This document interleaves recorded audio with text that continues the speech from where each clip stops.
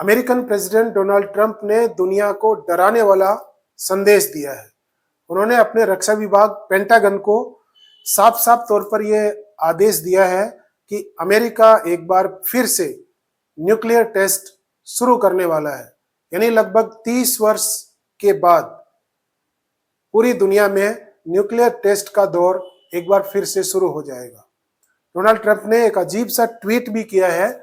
उस पे उन्होंने कुछ इस तरह की झूठी और बनावटी बातें भी पेश की हैं कि अमेरिका दुनिया का सबसे ज्यादा न्यूक्लियर हथियार रखने वाला देश है और अब जो पूरी दुनिया में रशिया और ये सब एक बार फिर से डोमिनेट कर रहे हैं अमेरिका को, तो चाइना और रशिया को काउंटर करने के लिए अमेरिका को एक बार फिर से न्यूक्लियर टेस्ट है वो करने चाहिए।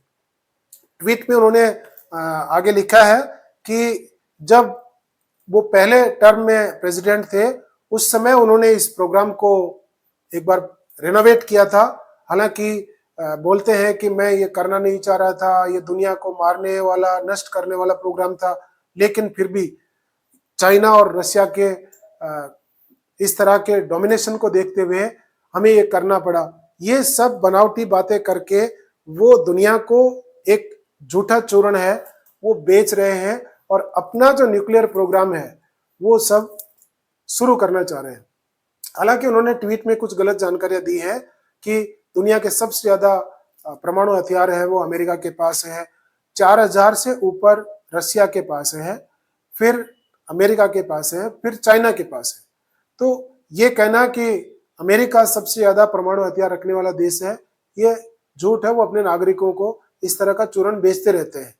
तो ये एक अलग मुद्दा हो सकता है, लेकिन जिस अंधी दौड़ में पूरी दुनिया पिछले 30 साल से एक ट्रीटी हुई थी सीटीबीटी, उसके तहत सभी परमाणु परीक्षण करने के लिए ना करने के लिए बाध्य थे और वो चल भी रहा था।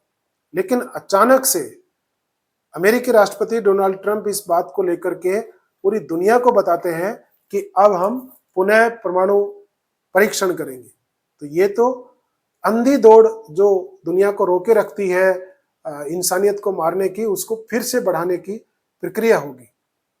हालांकि इस दौरान एक ऐसा देश है नॉर्थ कोरिया जो समय समय पर परमाणु परीक्षण करता रहता है। भारत ने भी 1998 में परीक्षण किया था, पाकिस्तान ने भी उसी समय किया था, 96 के आसपास आई थिंक अमेरिका ने किए थे, चाइना ने किए थे और उससे पहले रशिया ने अपने परमाणु परीक्षण है वो कर लिए थे। तो उस संधि के साथ ही ये तय हुआ था कि कोई भी देश अब आगे से परमाणु हथियारों को जुटाने के लिए कोई भी परीक्षण नहीं करेगा।